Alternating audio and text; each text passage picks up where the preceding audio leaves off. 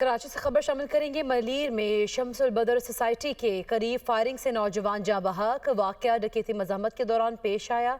Motorcycle पर सवार दो मुल्ज़िमान दुकान पर आए। इसी पर बात करेंगे। शहबाज खान हमारे साथ मौजूद है। शहबाज, वाक़े बारे आगाह कीजिएगा।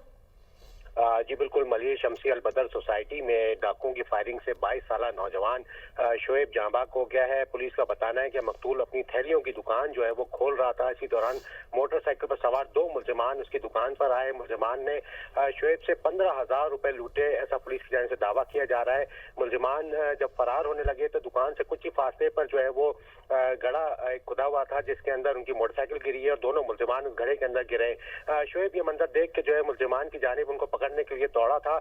इसी दौरान फायर किया और दूसरा फायर जो है वो स्टेट किया, जो कि शोएब को लगा और इसी दौरान जो है वो शोएब मौके पर ही जांबाक हो गया।